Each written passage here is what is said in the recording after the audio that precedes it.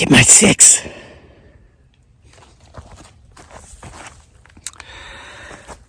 Good morning, everybody. Welcome back to Homesteading Off the Grid. As you can see, we are encased in a mysterious fog here this morning. It is morning. I usually make my videos in the evening, but wanted to do it here this morning after my 30-minute run. Went out and ran 30 minutes in the fog and a light drizzle, because today's story, which I can assure you is very creepy and very eerie, has a little bit to do with some fog. There's a fog scene in the story, and so it's appropriate. So I thought it would make a nice backdrop. And you never know who or what may or may not be creeping around back here in the fog. So, as always, continue to get my 6. And for those of you who are new to the channel, that means watch behind me. All right. So, we had company here for a few days. One of my sisters came down with one of my nieces, and we had a great time. For those of you who have been following the channel for some time, you know that I was estranged entirely and completely from my entire birth family for more than a decade. And last summer, some reached out to me. I reached out to those who didn't.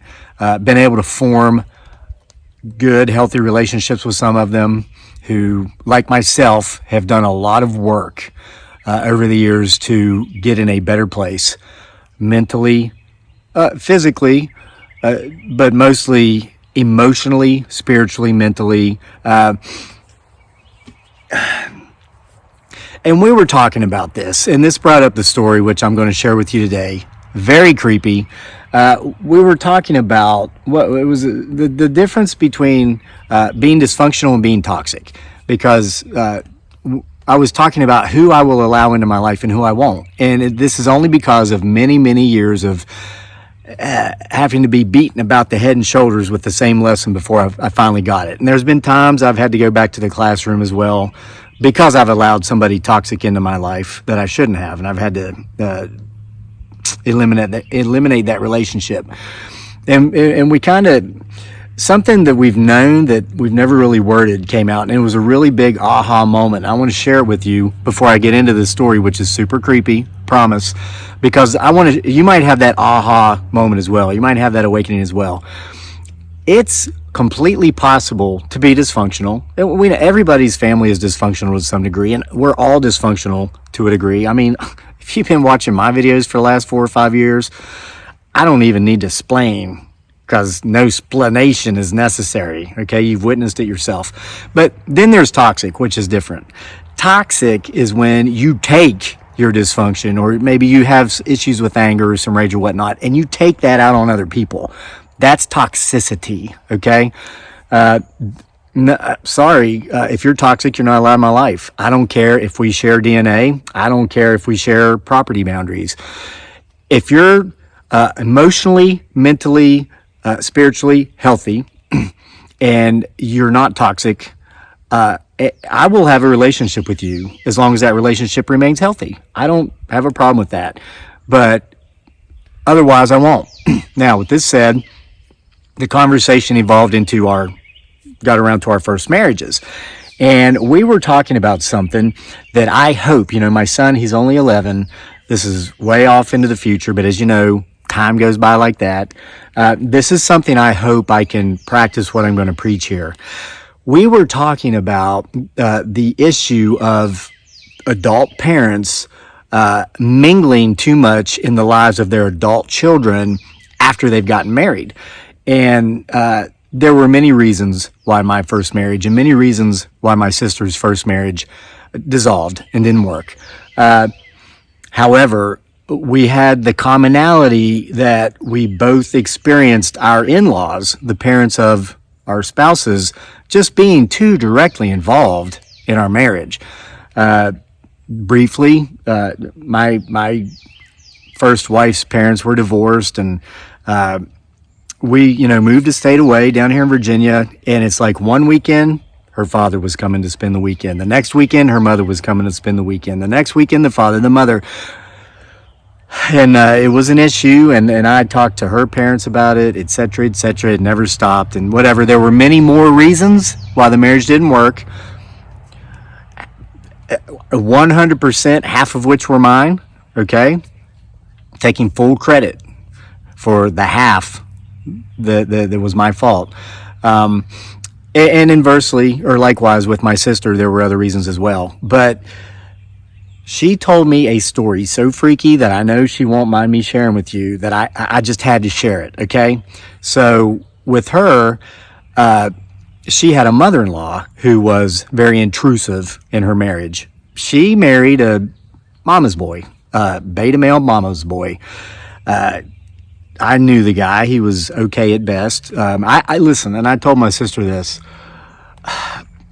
I've always been of the belief that it takes more than possessing the proper plumbing to be a man, okay? Being a man means something, and it means producing and providing, okay? If you have a family, you produce and you provide for that family. And I guess things are not quite as they were a generation before or 2 generations before. There are a lot of beta males out there who marry alpha females and let these women take care of them. And hey, to each his own. Whatever. Now, I'm not saying my wife's not an alpha, and as you know, she's a very successful small business owner. It's funny. Well, she's doing very well, and I have you guys to thank for that. You know, because she markets her stuff through, well, I market her stuff through our YouTube channels. But my sister had married a guy who was used to being taken care of by his mother, and then he wanted a wife to take care of him. But the mother was always calling the shots, and when she didn't have her way, I guess she'd cry. Like when she'd tell her son, hey, you know, you and your wife and your family should be doing this, not that. And he'd say, oh, but mom, you know, I talked to, you know, my wife about it, and this is how we want to do it. Well, his mother would just start crying. He's okay, mom. And then he'd go change the family plans that he made with his wife. And then just after so many years of that, it just stopped working. My sister had to get out, and she did. But one of the things that this woman, the former mother-in-law, was so, one of her isms was that any outside decorations or furniture had to be solid white. So I guess she said, you know, the way she described it, you walked into this woman's yard and everything you saw, whether it was the little lawn dwarfs or maybe the well with the bucket in it, you know, all decor, any chairs, seats, porch swing, white, solid white. That was her deal. So, okay, to each his own, right? So my sister said that when she married this woman's son, they were given a porch swing as a gift. It was a porch swing made out of black cherry, a very beautiful hardwood, very desirable, very expensive hardwood. And it had been in the family for some time. I think a grandfather or a great uncle or somebody that did woodwork had made this porch swing, and so they gave it to my sister and her husband. So they put it on their porch. It was a beautiful porch swing. It's there just a few days, and this guy shows up, but it was her brother-in-law, with a bucket of paint and a paintbrush, and my sister happened to be there, and she says, well, what are you doing? He says, well, I came to paint the porch swing white. And my sister was like, why would you paint the porch swing white? And he said, well, mom wanted it white. She just, you know, has this thing, all outdoor furniture and decorations, etc., has to be white. And my sister said, I like the porch swing as it is. It's a beautiful hardwood. I like the natural wood design. I don't want it painted white.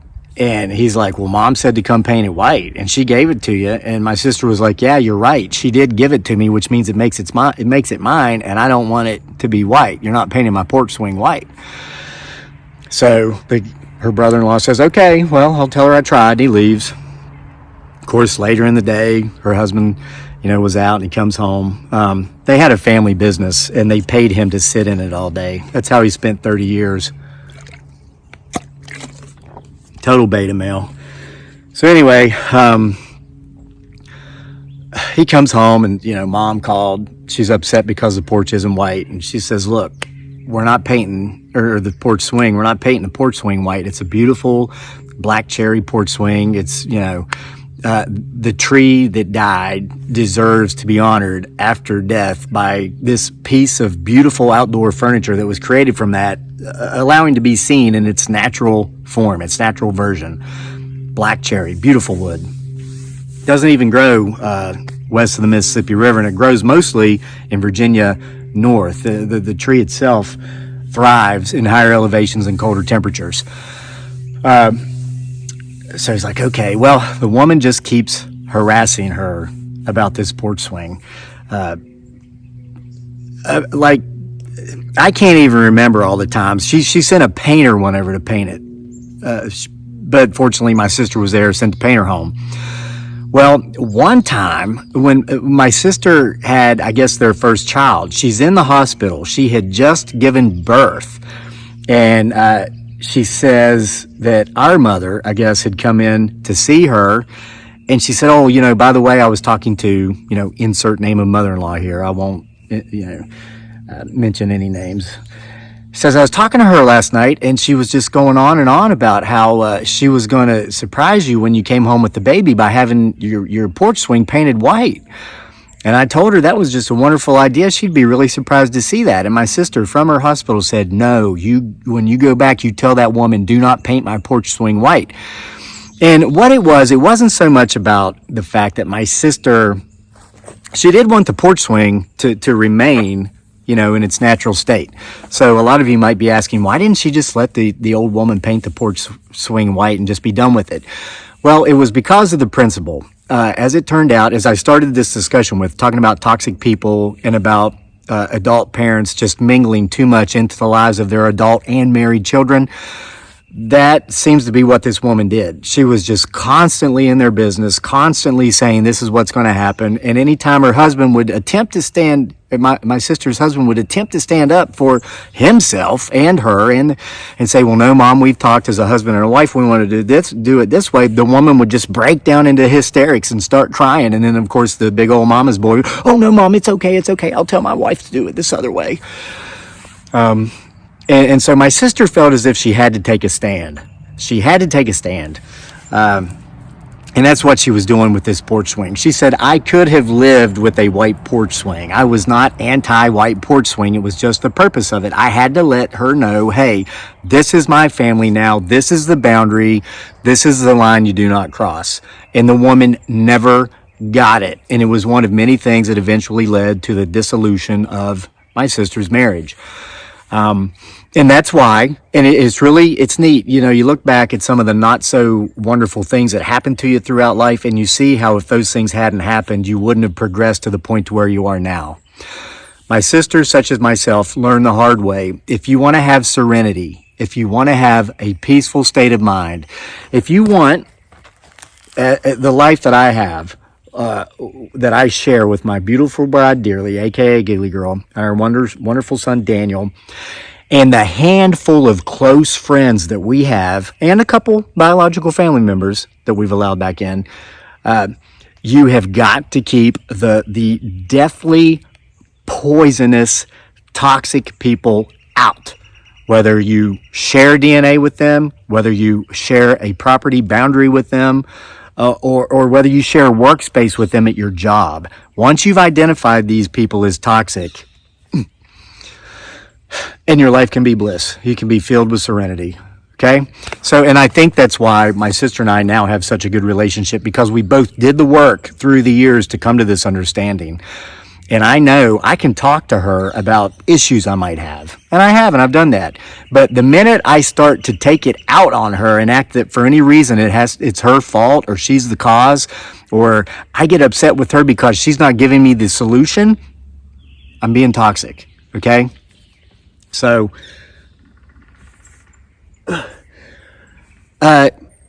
my wife, or my sister ends up getting divorced from her husband. And it's funny because the stories with the porch swing can continue forever. I mean, she told me she kept the porch swing. She loved it. It was a marital asset given as a gift. She kept it. Because guess what? Mama's boy moved back in with Mom, right? She kept it. Certain of his family members attempted to actually steal the porch. I mean, listen, it's Appalachian, man. I mean, the Hatfields and McCoys, that's how this stuff gets started. Over pigs and porch swings, all right? It's just part of the culture. So, whatever. The old woman finally died. She died years after my sister had divorced her her son. All of their children are now grown, they're adults.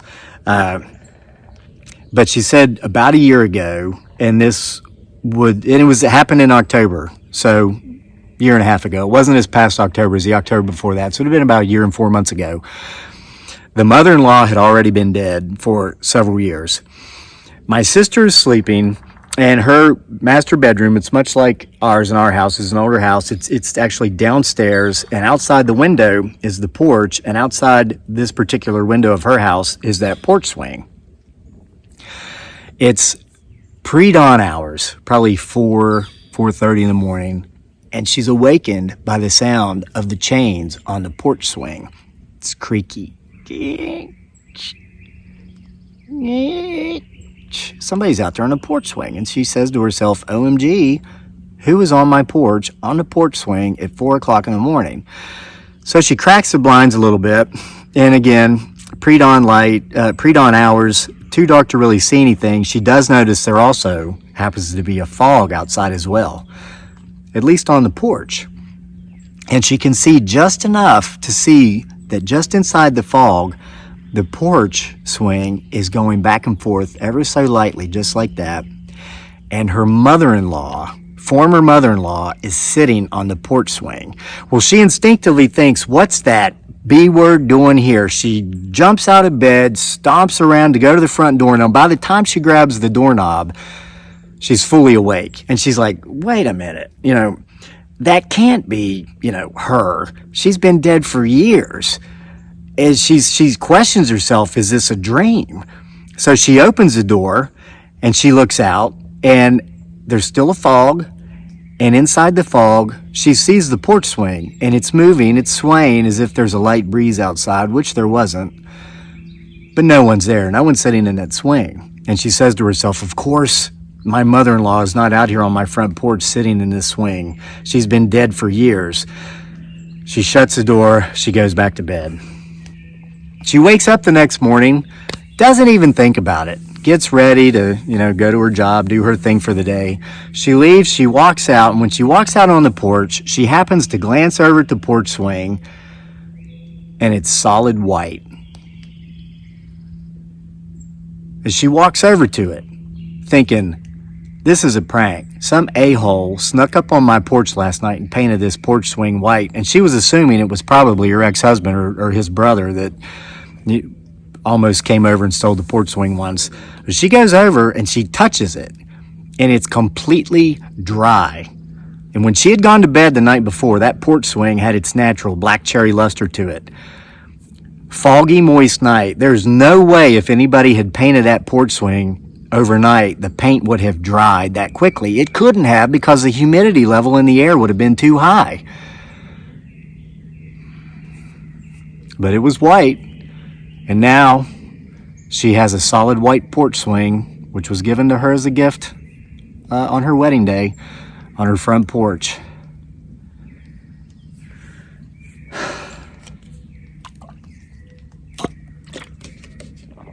And with that, we'll see you for more next time.